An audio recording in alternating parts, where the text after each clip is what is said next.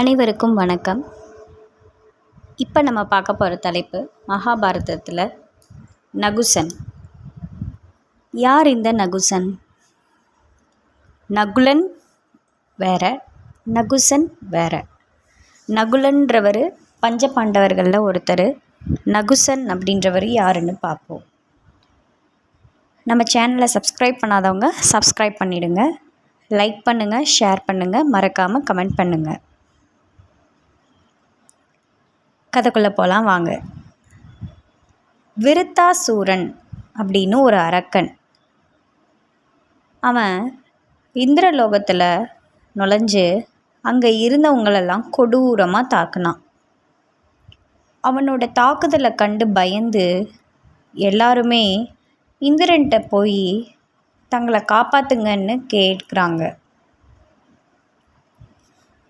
இந்திரன் தன்னோட படையோடு சேர்ந்து சென்று விருத்தாசுரனை எதிர்த்து போரிடுறான். அப்போ விருத்தாசுரன் அவனோட அசுர தாக்குதலை சமாளிக்க முடியாமல் இந்திரனும் அவன்கிட்ட இருந்து தப்பிச்சு போனால் போதும்னு நினச்சி அங்கேருந்து ஓடிடுறான்.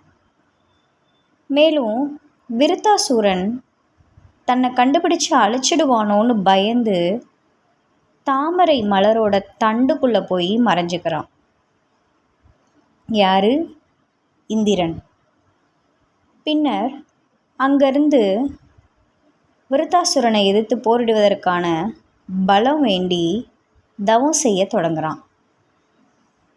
இந்திரன் இல்லாததால் தேவலோகத்தை நிர்வகிக்க முடியாமல் போயிடுச்சு.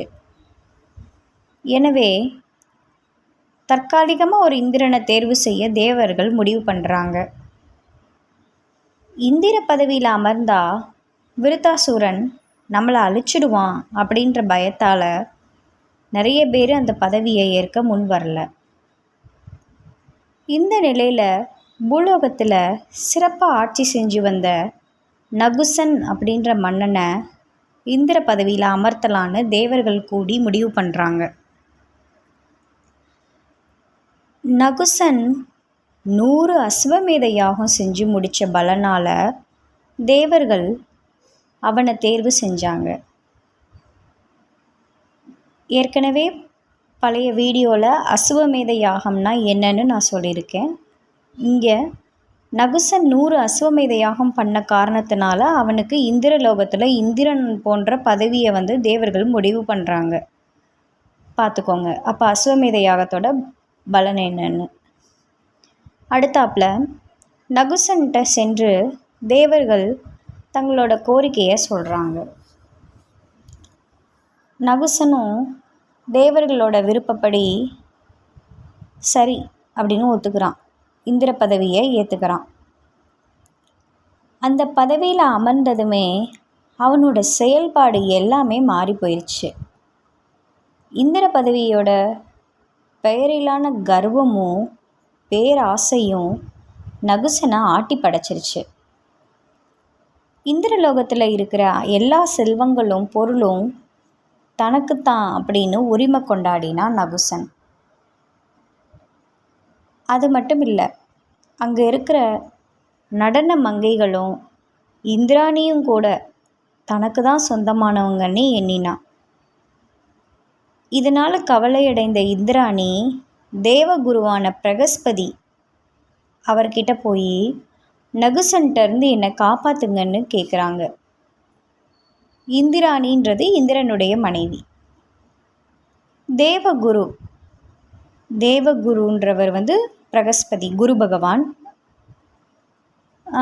அசுரகுருன்றவர் சுக்ராச்சாரியார், சுக்ரன். சரிங்களா? இந்த தேவகுரு நகுசனை தனியாக கூப்பிட்டு, தம்பி இங்கே பாருப்பா, இப்படிலாம் செய்யாத, இதெல்லாம் தப்பு அப்படின்ற மாதிரி, நீ செய்கிறது தவறு அப்படின்னு சுட்டி காட்டுறாரு. அதையெல்லாம் புரிஞ்சு கொள்கிற நிலையில் அவன் இல்லை. அடுத்த நாள் தன்னை தேடி வந்த இந்திராணிகிட்ட, இனி நகுசன் உன்னை தேடி வரும்போது நீ அவனை ஏற்றுக்கொள்ள எந்த மறுப்பும் தெரிவிக்காத. இந்திரலோகத்தில் இருக்கும் குரு முனிவர்களால் செய்யப்பட்ட பல்லக்கில் அவர்கள் உன்னை சுமந்து வந்தா நான் உன்னை ஏற்றுக்கிறேன்னு மட்டும் நீ சொல்லி அனுப்பிடு அப்படின்னு சொல்கிறாரு. என்ன சொல்கிறாரு பிரகஸ்பதி? இந்திராணி கிட்ட நகுசன் வந்தான்னா நீ அவனை ஏற்றுக்கிறேன்னு சொல்லு. இந்திரலோகத்தில் இருக்கிற குரு முனிவர்களால் செய்யப்பட்ட பல்லக்கில் அவங்க உன்னை சுமந்து வந்தால் நான் உன்னை ஏற்றுக்கிறேன்னு மட்டும் சொல்லி அனுப்புன்னு சொல்கிறாரு. இங்கே ஏதோ ஒரு இக்கண்ணா இருக்குது போல். சரி வாங்க பார்ப்போம். அதன் பிறகு உனக்கு அவனால் எந்த தொல்லையும் இருக்காதுன்னு தேவகுரு சொல்லி இந்திராணியை அனுப்பி வச்சிடுறாரு. நகுசன் இந்திராணியை தேடி வர்றாப்புல.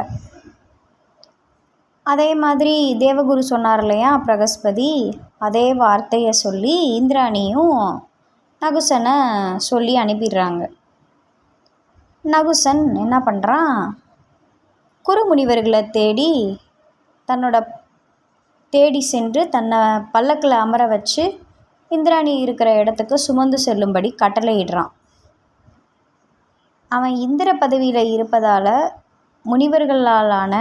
முனிவர்களான அவர்கள் மறுப்பேதும் சொல்லாமல் அவனை அந்த பல்லக்கில் உட்கார வச்சு தூக்கிட்டு போகிறாங்க. அப்படி அவங்க தூக்கிட்டு போகிற வழியில் நகுசன் அவங்கக்கிட்ட வேகமாக என்று பொருள் தர்ற வகையில் சமஸ்கிருத வார்த்தையான சர்ப்ப என்று சொல்லி விரட்டி கொண்டே இருந்தான்.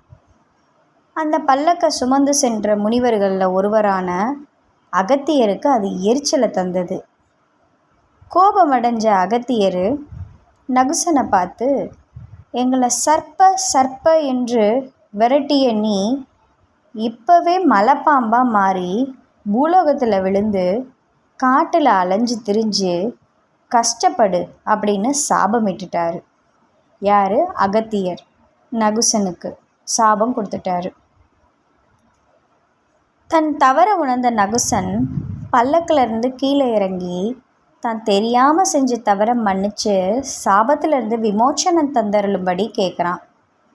அகத்தியரோட கோபம் குறைஞ்சு, நகுசனே, நீ பூலோகத்தில் மலைப்பாம்பாக வாழ்ந்து வர்ற காலத்தில் வன வாழ்க்கை மேற்கொள்கிறப்ப பாண்டவர்களில் ஒருவரான பீமன் உன்னிடம் மாட்டிக்கொள்வான். அவனை உன்னிட்டருந்து மீட்பதற்காக அவனுடைய சகோதரன் ஒருவன் வருவான். அவன் நீ கேட்கும் அனைத்து கேள்விகளுக்கும் சரியான பதிலை சொல்லுவான். அப்போ உனக்கான சாபம் தீரும்னு சொல்லிடுறாரு. முனிவரோட சாபத்தால் பூலோகம் வந்த நகுசன் அஜ்ஜகரம் அப்படின்ற பெயரில் ஒரு மலைப்பாம்பாக மாறிடுறான். அவனோட பழைய நினைவுகள் எல்லாமே மறந்து போயிருச்சு. மலைப்பாம்பு அங்கே இருந்த மலைக்குகை ஒன்றை தன்னோட இருப்பிடமாக கொண்டதான். அந்த காட்டுக்குள்ளே இருந்த பறவைகளும் விலங்குகளும் அந்த மலைப்பாம்புக்கு இரையாகிக்கிட்டே இருந்துச்சான். பல ஆண்டுகள் கழித்து பாண்டவர்கள் தங்களோட வன வாழ்க்கைக்காக அந்த காட்டுப்பகுதிக்கு வந்தாங்க. ஒரு நாள் பாண்டவர்களில் ஒருவரான பீமன் மட்டும் காட்டுக்கு தனியாக போய் பல விலங்குகளை வேட்டையாடினான். மலைப்பாம்பு வசித்த குகையோட அருகில் அவன் போனப்ப அவனை சுற்றி வளைச்சி கொண்டது மலைப்பாம்பு. எவ்வளோ முயற்சி செஞ்சும் பீமனால் அதோட பிடியிலிருந்து விடுபட முடியலை. மலைப்பாம்பு பீமனை விழுங்க முயன்றபோது அதுக்கு தன்னோட முந்தைய வாழ்வும் சாபமும் நினைவுக்கு வந்துச்சு. இந்த நிலையில் காட்டுக்குள்ளே சென்ற தம்பியை காணாததால் அவனை தேடி யுதிஷ்டர் காட்டுக்குள்ளே வந்தார். அப்போ தான் மலைப்பாம்பிட பிடிபட்டிருக்க தன் தம்பியை கண்டு அதிர்ச்சி அடைஞ்சார். யுதிஷ்டர் அந்த மலைப்பாம்பிடம், பாம்பே, உன் பசிக்கு தேவையான உணவுகளை நான் கொண்டு வந்து தர்றேன், என் சகோதரனை உன் பிடியிலேருந்து விட்டுடுன்னு சொல்கிறாரு.